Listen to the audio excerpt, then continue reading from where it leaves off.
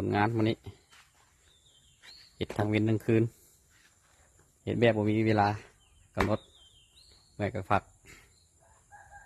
สร้างอาสาสมัครด้านแคมป์หนองนี่ก็ดังทั้งหลังบ่ทันแล้ว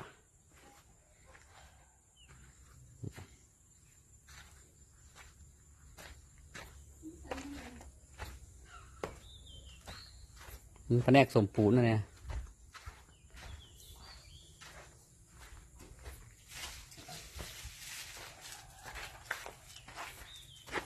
รอบแคมป์น้องใกล้จะสำเร็จแล้วเด้อ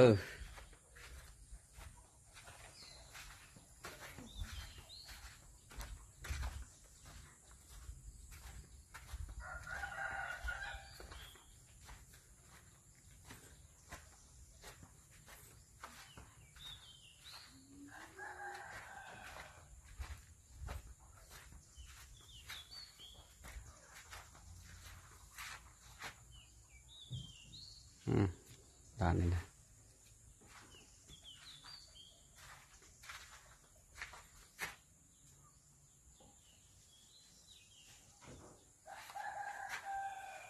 อ่า